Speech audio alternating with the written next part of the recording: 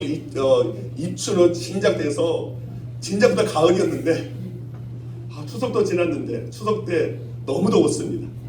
이렇게 더울 줄은 몰랐습니다. 그런데 어제 비가 온 다음에 온도가 뚝 떨어져서 그래 이게 가을이지 이게 가을이지. 얼마 전에 추석 즈음에 저희 친구 목사님들끼리 단톡방이 있습니다.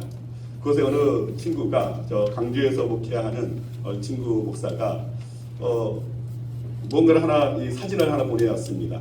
그림 파일을 하나 보내왔는데 자 그것을 보니까 이렇게 되어 있습니다. 한번 띄워주시기 바랍니다. 네, 여기 뭐라고 적혀있냐면 가을이가 길을 잃었나? 올 생각을 안 하네. 이 기다리다가 더워 죽겠다. 그래서 제가 이것을 보고 이거 언젠가 한번 봤던 가을이라는 가을을 그 시 가운데 있었던 것 같은데 하면서 제가 한번 인터넷에 이 시를 한번 찾아봤습니다. 그랬더니 똑같은 배경의 그림에 원래 시가 있는 겁니다. 그래서 이것을 좀 고쳐가지고 좀 재미나게 만든 거구나라고 생각을 했습니다. 한번 원래 그 시를 한번 보여주시기 바랍니다. 네, 자, 길 잃은 가을. 시인이 이수만입니다. 가수 이수만 씨가 아닙니다. 시인 이수만 씨가 쓴 길 잃은 가을. 가을이 오다가 길을 잃었나?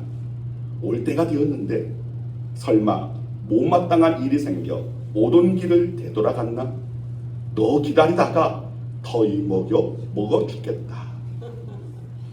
자, 그런데 이 그림 파일이 있는 곳에 쭉 내려갔더니 무엇이 있었냐면 자 캘리그라피 하나가 있었는데 자 그걸 보니까 한번 띄워주시기 바랍니다.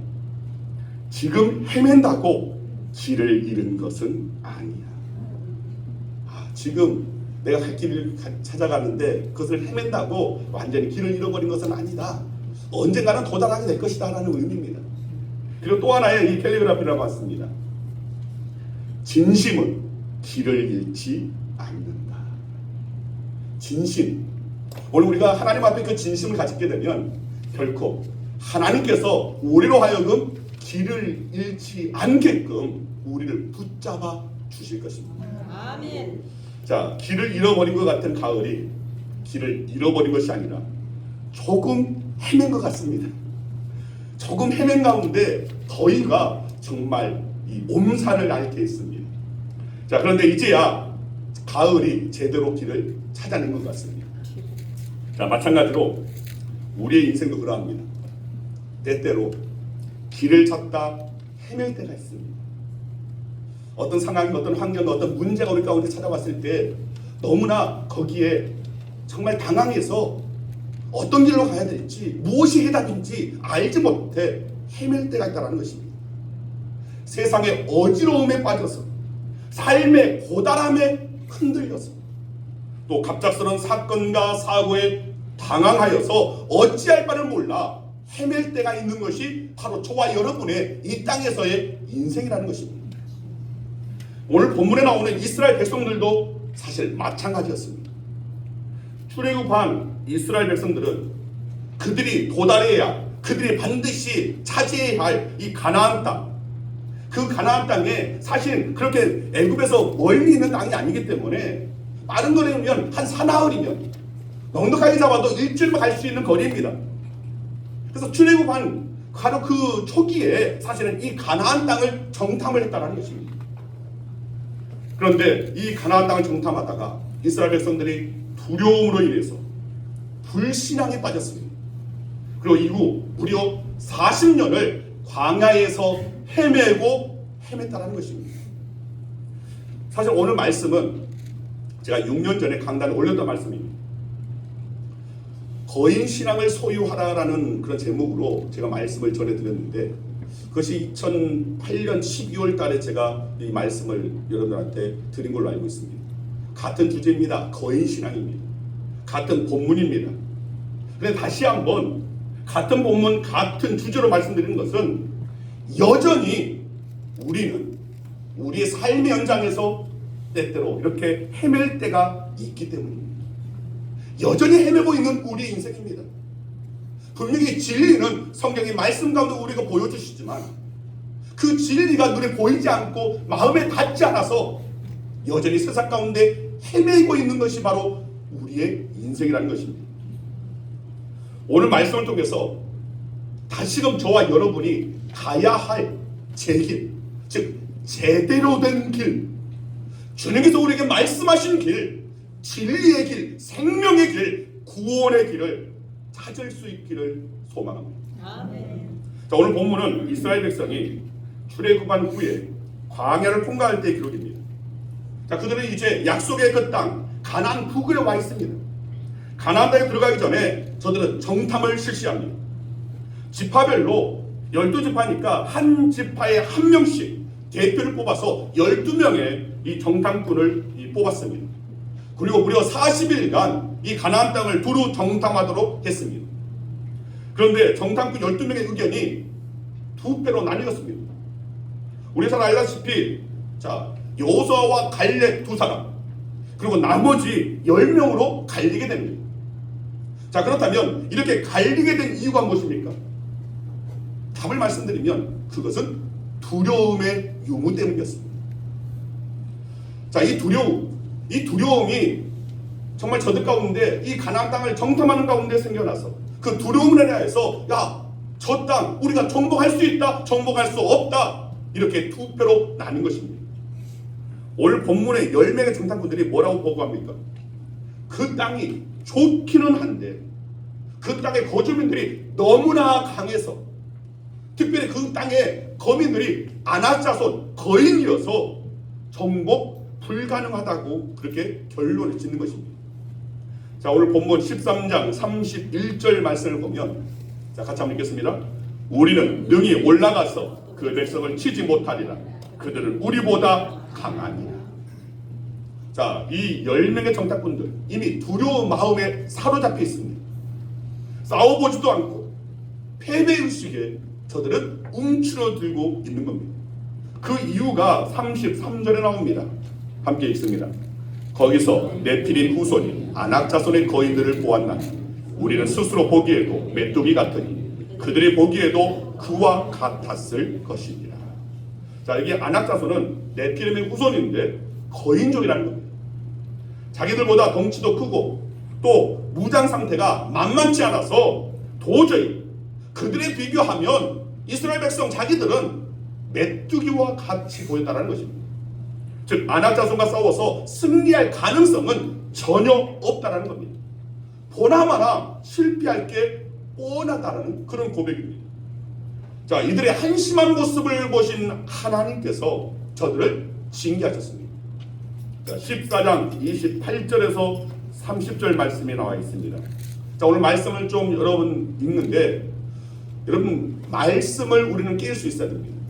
말씀 가운데 하나님의 음성을 들을 수 있어야 되고, 하나님의 오늘 이 땅 가운데 세상을 다스리시고 또 우리들에게 바라시는 그 뜻을 우리는 분별할 수 있어야 됩니다. 세상의 잡다한 이야기로 거기에 진리가 있는 것이 아니라 말씀 속에 진리가 있기 때문에, 여러분 제가 제 설교에 사실은 인용하는 말씀들이 참 많습니다. 그 말씀들 통해서 여러분들이 맥을 잡을 수 있어야 됩니다. 하나님의 영적인 원리를 우리는 붙잡을 수 있어야 할 것입니다. 자, 14장 28절에서 30절까지의 말씀입니다. 같이 읽습니다. 그들에게 이르기를 여호와의 말씀에 내 삶을 두고 맹세하노라. 너희 말이 내 귀에 들린 대로 내가 너희에게 행하리니 너희 시체가 이 광야에 엎드려질 것이라. 너희 중에서 20세 이상으로서 계수된 자, 곧 나를 원망한 자 전부가 여분네의 아들 갈렙과 눈의 아들 여호수아 외에 내가 맹세하여 너희에게 살게 하리라. 한 땅에 결단코 들어가지 못하리라. 하나님의 말씀입니다. 특별히 28절에 내 귀에 들린 대로, 우리 말하는 것을 하나님께서 들으시는데 하나님께서 들으시는 대로 행하신다는 겁니다. 우리가 부정적인 말을 해서는 안 되는 이유가 바로 여기에 있습니다. 여러분, 할 수만 있다면 어떤 상황이든 여러분 부정적인 말을 내뱉지 마시고 긍정의 말로 돌리시길 바랍니다. 그럴 때에 하나님께서는 들으시고 역사하신다는 겁니다. 자, 이어서 32절에서 34절 말씀 같이 읽습니다.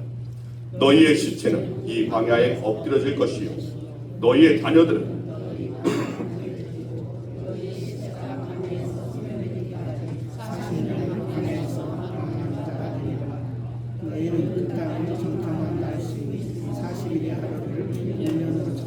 그 40년간 너희의 지약을 감당할지 너희는 그제서야 내가 싫어하면 어떻게 되는지를 알리라 하셨다. 자, 무슨 말이냐면 이후 이스라엘 백성들을 무려 40년 동안, 그러니까 저들이 40일 동안 오늘 이 정탐을 했는데 그 하루를 1년으로 쳐서 40년 동안 광야를 헤매이게끔 하시겠다라는 말씀입니다. 자, 그리고 이런 결과를 초래한 10명의 정탐꾼들은 죽이셨습니다. 그리고 36절에서 38절 말씀 같이 읽습니다. 모세의 보냄을 받고 땅을 정탐하고 돌아와서 그 땅을 악평하여 온 회중이 모세를 원망하게 한 사람 곧 그 땅에 대하여 악평한 자들은 여호와 앞에서 재앙으로 죽었고 그 땅을 정탐하러 갔던 사람들 중에서 오직 눈의 아들 여호수아와 여분네 아들 갈렙은 생존하니라. 부정적인 입술을 내뱉던 이들은 모두 죽이셨습니다. 그러나 긍정의 입술, 하나님의 그 능력을 인정하고 하나님을 전적으로 믿고 고백했던 긍정의 입술을 내뱉었던 여호수아와 갈렙만큼은 하나님께서 살리셨고 그들은 가나안 땅에 다다를 수 있도록 허락하셨다는 겁니다. 자, 두려움에 빠진 결과가 이렇듯 무섭습니다. 그렇다면 이러한 두려움이 생기는 이유가 무엇입니까? 왜 부정적인 유태들이 입술을 열었습니까? 안악 자손을 바라보면서 거인족을 바라보면서 저들은 두려움이 생겼습니다. 그 두려움으로 인하여서 저 땅을 우리가 통곡 못해, 우리가 결코 승리할 수 없어라고 아예 싸워보지도 않고 실패를 자인하고 패배했다는 겁니다. 본문 14장 1절 말씀을 보면 10명의 정탐꾼들의 말을 듣고 두려워 떠는 백성들의 모습이 나옵니다. 같이 읽습니다. 온 회중이 소리를 높여 부르짖으며 백성이 밤새도록 통곡하였다. 자, 이들이 부르짖고 있습니다. 그런데 이들의 부르짖음은 기도의 부르짖음이 아니었습니다. 그냥 단지 통곡이었습니다. 그리고 신세 한탄이었습니다. 이들에게 참된 신앙이 있었다면 당연히 무엇을 해야 마땅합니까? 저들의 도우시고 저들의 능력이 되시는 아버지 하나님 앞에 부르짖을 자에 있습니다. 기도의 부르짖음이 있어야 되는데 저들은 기도의 부르짖음이 아니라 신세 한탄의 부르짖음, 통곡의 부르짖음, 아이고 죽겠다라는 부르짖음밖에 없었다는 겁니다. 이렇게 밤새 두려움에 사로잡혀서 울고 불고 난리를 쳤습니다. 또 14장 3절 말씀 같이 읽습니다. 어찌하여 여호와가 우리를 그 땅으로 인도하여 칼에 쓰러지게 하려 하는가? 우리 처자가 사로잡히리니 애굽으로 돌아가는 것이 낫지 않느냐. 자, 그들이 두려움에 이제 애굽으로 다시 돌아가는 것이 낫지 않냐라고 그렇게 말을 하는 겁니다. 여러분, 이렇게 말하는 그들의 안중에 하나님은 없었습니다. 상황과 환경, 문제 앞에 하나님을 잃어버린 겁니다. 하나님은 안중에도 두지 않고 그저 상황의 문제에 사로잡히는 겁니다. 물론 그들이 여호와를 부르긴 불렀지만 단지 온 마음을 위해서 불렀습니다. 이스라엘 백성들은 이처럼 신앙이 아닌 불신앙으로 인해서 두려움을 가졌다는 것입니다. 가나안 원주민들이 한없이 거인으로 보였습니다. 아주 큰 거인으로 보였습니다. 그리고 결국 그들 앞에서 스스로 자멸하고 말았습니다. 자, 여기서 우리는 아주 중요한 원리를 발견하게 됩니다. 따라하시기 바랍니다. 불신앙의 눈으로 보면 세상은 거인 나라가 된다. 세상은 거인 나라가 된다. 네, 맞습니다. 불신앙의 눈으로 보면 내 앞에 놓여져 있는 그 문제는 거인과 같이 도저히 정복 불가능한 일로 보인다는 겁니다. 이런 불신앙으로 인한 두려움은 결국 세상 앞에 한없이 자신을 작아지게 만든다는 것입니다. 자, 그렇다면 우리 앞에 두려움을 주는 일들이 오면 두려움의 상황과 환경을 대하게 되면 우리는 어떻게 해야 합니까? 다시금 우리의 신앙을 다잡아야 합니다. 다시금 우리의 신앙이 타오를 수 있도록 해야 한다는 것입니다.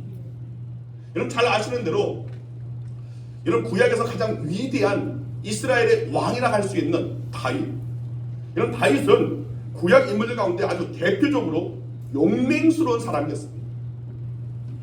자, 다윗은 물론 우리와 같은 연약한 인간인지라 우리가 사무엘상 하를 우리가 강의 수요일마다 강의를 했었는데, 자, 이 다윗의 연약한 부분을 우리가 살펴보았습니다. 그도 인간인지라 두려웠던 적도 분명히 있었습니다. 자, 그럼에도 불구하고 다윗이 최종적으로 결국에는 승리할 수 있었던 이유, 그가 위대한 왕으로 정말 자리매김할 수 있었던 이유, 그 이유는 그가 다윗이 갖고 있었던 하나님을 경외하는 신앙 때문이었습니다. 언제나 하나님을 붙잡았습니다. 언제나 하나님 앞에 엎드렸습니다. 자신이 죄를 범을 저질렀어도 그 가운데 회개하여서 하나님 앞에 엎드렸습니다. 그리고 하나님의 긍휼을 구했습니다. 하나님의 자비를 구했습니다. 때로는 저들의 정말 대적 가운데 쫓김을 당할 때에도 하나님의 능력을 구했습니다. 모든 것을 하나님께 의지하는 삶을 살았습니다. 자, 시편 56편 3절 말씀 함께 있습니다. 내가 두려워하는 날에는 내가 주를 의지하리니. 다윗의 고백입니다. 내가 두려워하는 날, 두려워하는 상황, 두려워할 때에 나는 주님만을 의지하겠습니다라는 신앙 고백입니다. 또 시편 27편 1절 말씀입니다. 같이 읽습니다. 여호와는 나의 빛이요 나의 구원이시니 내가 누구를 두려워하리요. 여호와는 내 생명의 능력이시니 내가 누구를 무서워하리요. 하나님이 나와 함께 하시니 내가 누구를 무서워하리요. 내가 무엇을 두려워하리요. 라는 고백입니다. 이렇게 다윗은 담대했습니다. 자, 그렇다면 이 다윗의 담대함은 어디서 나오는가?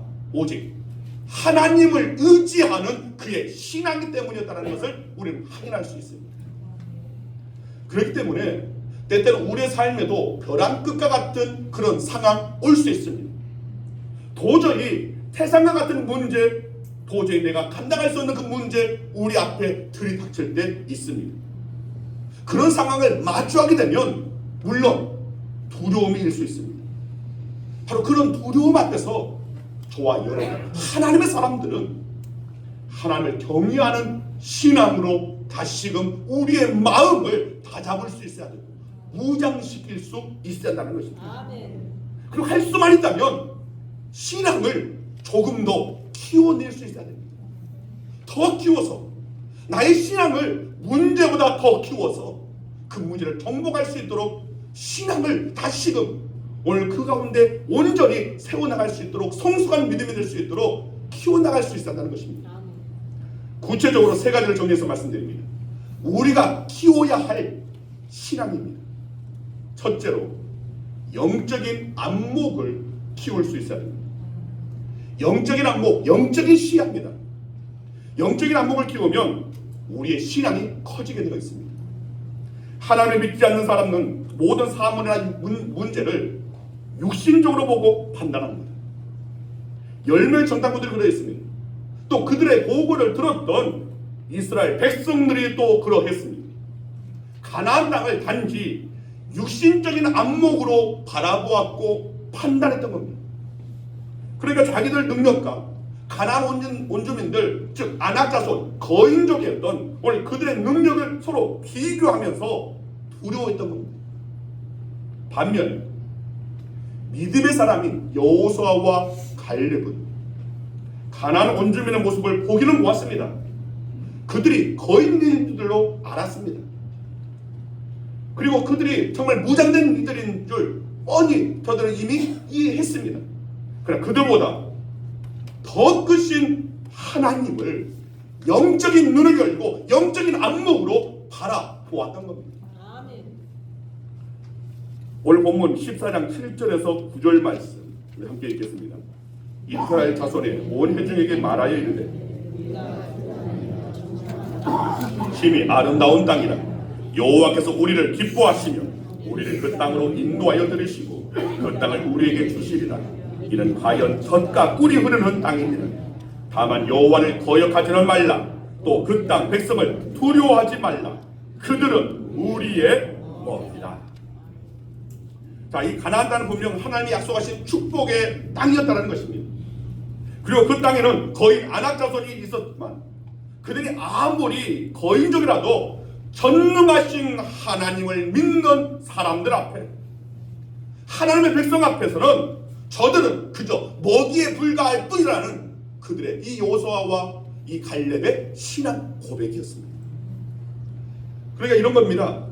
영적인 안목으로 하나님을 바라보면 그 크신 하나님 앞에 세상의 문제는 아무것도 아니라는 겁니다. 아주 작아 보입니다. 그런데 반대로 영적인 안목이 없어서 단지 육신적인 눈으로만 바라보면, 세상적으로만 바라보면, 하나님을 바라보지 못하면 이 세상의 문제가 한없이 커 보인다는 겁니다. 내게 다가온 문제가, 내 앞에 닥친 사건이 감당할 수 없는 것으로 보여진다는 겁니다. 그래서 우리는 여기서 중요한 원리를 또 하나 발견하게 됩니다. 따라하시길 바랍니다. 신앙의 눈으로 보면 세상은 소인 나라가 된다. 네, 불신앙의 눈으로 보면 세상은 거인 나라가 되지만 신앙의 눈으로 보면 세상은 소인 나라가 된다는 것입니다. 아마 많은 분들이 이런 경험이 있을 겁니다. 어른이 된 후에 초등학교, 여기에 보니까 초등학교 나오신 분들은 거의 없고 다들 국민학교 또는 소학교 다니신 분들만 있는 것 같습니다. 그런데 우리가 어렸을 때는 그 학교의 운동장 얼마나 넓게 보였습니까? 근데 우리가 성장하고 나서 어른이 되고 나서 그 학교의 운동장을 바라보면 에게게게 이렇게 작았어? 어렸을 때는 정말 넓었던 것 같은데, 좀 한없이 넓었던 것 같은데, 아니 어른 돼서 가서 보니까 정말 에게게게 이게 운동장이었어? 한다는 겁니다. 마찬가지입니다. 영적인 안목이 생기고 우리의 신앙이 커지면 세상이 바로 그렇게 작아 보일 수 있다는 겁니다. 세상의 문제들 별게 아니게 된다는 겁니다. 자, 성경에서 한 예로 열왕기하 6장 14절 이하의 말씀을 보면 엘리사의 이야기가 나옵니다. 그 당시 아람이라는 인접 나라가 이스라엘 적대 국가였습니다. 자, 이스라엘 국경을 수시로 이 아람이 침범했습니다. 자, 그런데 하나님의 사람 엘리사가 하나님의 그 계시를 받아서 항상 그때마다 저들이 이스라엘 백성들을 온전히 그 침범하는 아람 족속의 그 길을 알고 미리 방비하게끔 한다는 것입니다. 그래서 여러 번 실패했습니다. 자, 이에 아람 왕이 약이 올랐습니다. 그래서 야, 엘리사를 제거하자.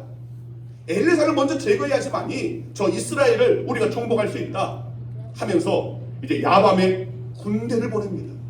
몰래 특전대를 이제 보내는 겁니다. 자, 그리고 당시 엘리사가 있었던 도단성을 완전히 포위했습니다. 아침 일찍 밖에 나간 엘리사의 사안이 그 광경을 보았습니다. 놀랬습니다. 절망했습니다. 이젠 죽었구나. 그러나 엘리사는 태어났습니다. 왜 태어났는가? 사람에게 두려워하지 말라라고 하면서 그 두려워할 필요가 없는 이유를 이 엘리사가 사람으로 하여금 알게 합니다. 자, 열왕기하 6장 16절에서 17절 말씀 같이 읽습니다. 대답하되 두려워하지 말라.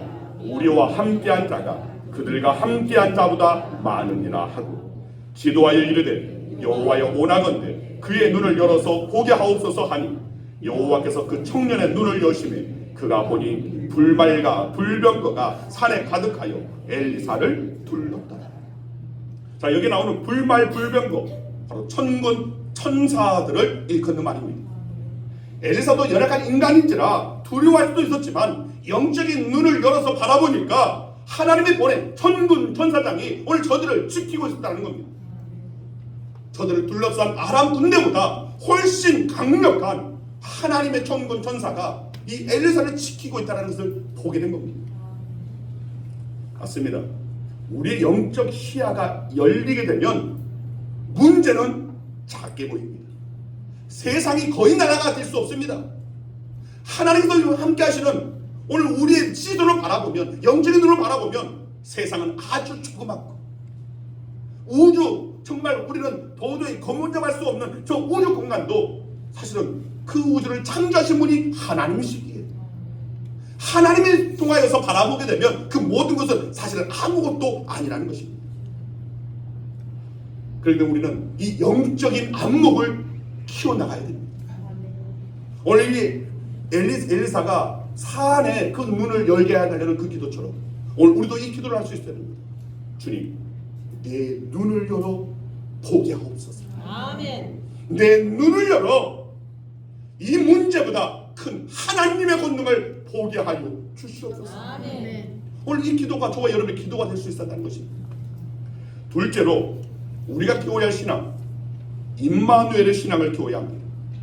여러분, 임마누엘은 여러분 다 알다시피 하나님이 우리와 함께 하신다. God with us. 하나님이 우리와 함께 하시는 분이시다. 우리 곁에 계시는 분이시다라는 오늘 그런 뜻입니다. 하나님이 나와 함께 하시는 확신이 있을 때 바로 우리는 두려움을 이기고 그 앞에 담대할 수 있는 것입니다. 오늘 본문 14장 9절 말씀을 보면 여호수아와 갈렙의 신앙을 볼 수 있습니다.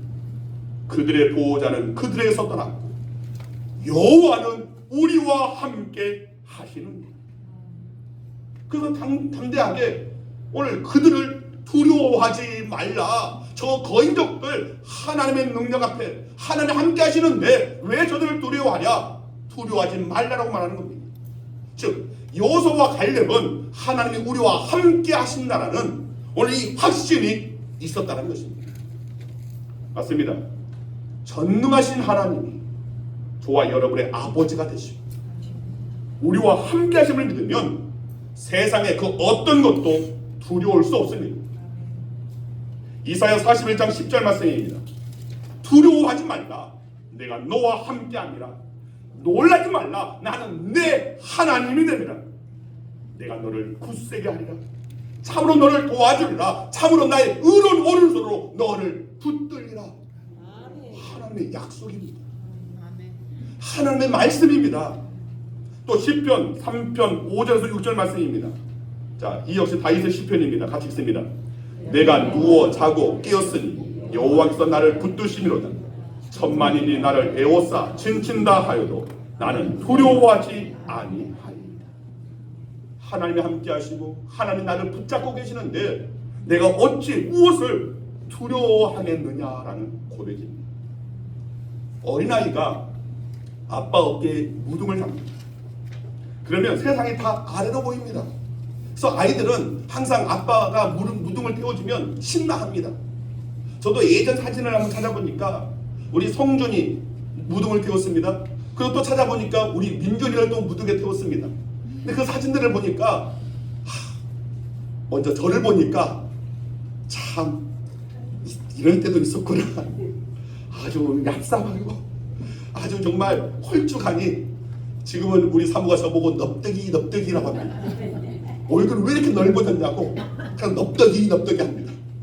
예전에는 정말 샤프했는데 그런데 그 이제 저를 위에 있는 우리 성준의 얼굴을 보고 민준의 얼굴을 보니까 야 아빠 무등을 타고 내다보니까 아주 애가 신나하는 겁니다. 왜 그렇습니까? 아빠 무등 위에 타서 높이 바라보니까 아래에 있는 모든 것들이 작아 보이는 겁니다. 그 아래에 있을 때는 어른들이 다 커 보이는데 위에서 내다보니까 다 작은 것입니다. 마찬가지입니다. 하나님께서 우리와 함께 하셔서 마치 우리가 하나님의 이 무등을 탄 것 같이 하나님께서는 우리를 붙잡고 계신다는 겁니다. 그러할 때 우리의 세상을 바라보면 결국 세상은 아무것도 아닌 힘이 작아 보이게 된다는 겁니다. 자, 아재 개그 하나 합니다. 여러분 라면 좋아하십니까? 라면 중에 최고의 라면은 주님과 함께 라면. 썰렁합니다. 이런 썰렁한 아재 개그는 이 더위 가운데 있어야 되는데 최고의 라면 주님과 함께 라면. 주님과 함께 라면 그 무엇도 두려울 것이 없는 것입니다. 주님과 함께 라면 내 앞에 찾아온 문제, 질병, 여러 가지 사건, 사고, 슬픔의 일들 능히 이길 수 있는 것입니다. 주님과 함께라면 정복할 수 있습니다. 주님과 함께라면 나를 대적하는 그 무리가 얼마나 크고 무장됐든 상관없습니다. 발 아래 밟을 수 있습니다. 이길 수 있습니다. 그럼 주님과 함께하는 저와 여러분들의 임마누엘 그 신앙을 키워나가시길 바랍니다. 세 번째로 하나님의 약속을 꼭 붙들면 우리의 신앙은 커지게 되어 있습니다. 하나님의 약속, 즉 하나님의 말씀을 붙잡는 겁니다. 오늘 본문 13장 30절 말씀, 13장 30절 말씀 같이 읽습니다. 갈렙이 모세 앞에서 백성을 조용하게 하고 이르되 우리가 곧 올라가서 그 땅을 취하자 능히 이기리라. 여러분, 갈렙은 하나님의 약속을 하셨으니까, 야, 그 누가 약속한 거냐? 하나님의 약속한 것 아니냐? 가나안 땅 우리에게 주시겠다고, 우리 것이라고 약속하지 않았느냐? 그러니까 그 말씀을 붙잡고 있는 갈렙은 그 말씀 따라 앞으로 가자라는 겁니다. 가나안 땅을 향하여 나아가자라는 겁니다. 이어서 14장 8절 말씀 같이 읽습니다. 여호와께서 우리를 기뻐하시며 우리를 그 땅으로 인도하여 들으시고 그 땅을 우리에게 주시리라. 이는 가연 젖과 꿀이 흐르는 땅입니다. 자, 여호수아와 갈렙이 이 가나안 땅에 직접 가보니까 정말 하나님의 약속하신 그대로 따르는 겁니다. 젖이 흐르고 꿀이 흐르는 땅이었다는 겁니다. 그리고 하나님이 반드시 우리를 인도해 주실 것이라고 외치고 있습니다. 여호수아와 갈렙은 하나님의 약속의 말씀을 붙잡고 사는 사람들이었다는 겁니다. 결국 출애굽 1세대 중에 이 두 사람만이 가나안 땅의 축복을 차지하고 누릴 수 있었습니다. 그리고 신앙의 영웅으로 성경에 기록되었습니다. 그런데 저와 여러분도 성경에 기록된 하나님의 약속을 붙잡을 수 있어야 됩니다. 하나님의 약속의 말씀을 붙잡아야 한다는 겁니다. 다른 것을 붙잡는 것이 아닙니다. 다른 지식을 붙잡는 것이 아닙니다. 세상 능력을 붙잡는 것이 아닙니다. 세상 권세를 붙잡는 것이 아닙니다. 오늘 저와 여러분들은 하나님을 붙잡아야 되는데, 하나님의 능력을 붙잡는 방법은 하나님의 약속의 말씀을 붙잡는 거라는 겁니다. 모든 하나님의 약속, 이 성경에 얼마나 많은 하나님께서 우리에게 주시고자 하시는 약속의 말씀들이 있는지 모릅니다. 그 모든 말씀을 아멘으로 받아들이면 그 말씀이 바로 나를 향한 약속이 된다는 겁니다. 아멘. 그 말씀을 붙들면 두려움은 사라지게 되고 반드시 하나님의 능력 가운데 승리할 수 있게 된다는 겁니다. 아멘. 말씀을 마칩니다. 여러분은 이 세상, 그리고 여러분을 둘러싼 환경, 여러분의 삶에 찾아온 문제, 이것을 바라보면서 어떻게 바라보고 계십니까? 어떤 생각이 듭니까? 거인으로 보입니까? 아니면 소인으로 보입니까? 그게 바로 우리 각자의 신앙의 수준입니다. 세상, 환경, 문제가 거인으로 보이면 내 신앙이 소인이라는 겁니다. 소인 신앙이라는 것입니다. 반대로 소인으로 보이면 내 신앙이 거인 신앙인 것입니다. 거인 신앙을 소유하는 저와 여러분에게 소망합니다. 거인 신앙을 소유하기 위해서는 첫째, 영적인 안목을 키워야 됩니다. 둘째, 임마누엘의 신앙을 가질 수 있어야 됩니다. 셋째, 하나님의 약속, 즉 말씀을 붙잡을 수 있어야 하는 겁니다. 아멘. 저는 우리 양원교 모든 성도님들이 거인 신앙을 소유하는 겁니다. 아멘. 여러분 각자 삶의 문제는 여러 다양하게 존재합니다. 여러분 삶에 때때로 문제, 위기들은 반드시 찾아오게 되어 있습니다. 왜냐하면 우리는 너무나 작은 인간의 원래 그 본성적인 그 연약함을 갖고 있기 때문에. 그러나 여러분 세상 환경, 여러분 삶에 다가온 문제들, 여러분의 신앙이 거인 신앙이 되면 그 모든 것들은 반대로 소인, 작아지는 것입니다. 오늘 우리 양원교 모든 성도님들이 이 거인 신앙으로 무장되기를 소망합니다. 아멘. 그래서 그 어떤 어려운 문제 앞에서도 두려워 말고 담대하게 더 이상 헤맬 것이 아니라, 그래 내가 때로는 헤매인다 할지라도 반드시 하나님의 약속하시는 그날은 내게 다가오리라. 아멘. 이것을 우리는 항상 깨달을 수 있다는 것입니다. 상황에 매몰되지 말고, 문제에 매몰되지 말고, 하나님의 약속에, 하나님의 능력에 붙잡힌 바 되어져서 진정 거인신앙으로 능히 승리하는 저와 여러분 되기를 간절히 주님의 이름으로 축원드립니다. 아멘. 기도하겠습니다. 아버지 감사합니다. 그래도 저희의 삶 가운데 세상, 환경, 오늘 저희를 둘러싼 상황이 마치 거인과 같이 감당할 수 없는 것으로 다가올 때가 있는 줄 압니다. 주님, 바로 그러할 때 우리의 신앙이 다시금 새로워져야 할 줄 믿습니다. 우리의 신앙을 키워서 거인 신앙이 되면 그 모든 것들은 반면에 작아지게 된 줄 믿사옵니다. 주님, 우리 양원교 모든 성도들이 바로 이제 이 거인 신앙을 소유하기를 원합니다. 영적인 안목이 키워지고 임마누엘 그 신앙 가운데 바로 서며 언제나 하나님의 약속의 말씀을 붙잡고 살아가는 인생 되게 하여 주시옵소서. 그럴 때 저들이 진정한 거인의 발걸음, 우리 양원교의 보폭이, 믿음의 보폭이 넓어지게 될 줄 믿습니다. 그래야 10년에 이르는 그 축복이 앞당겨지고 10년의 은총이 우리 가운데 임하게 되고 10년의 부흥이 더더 앞당겨져서 오늘 우리 양원교의 놀라운 하나님의 역사를, 영향을 보게 될 줄 믿사오니 우리 양원교 모든 성도들의 신앙, 거인 신앙이 될 수 있도록 역사하여 주시옵소서. 아멘. 감사드리옵니다. 예수 그리스도의 이름으로 기도드리옵나이다.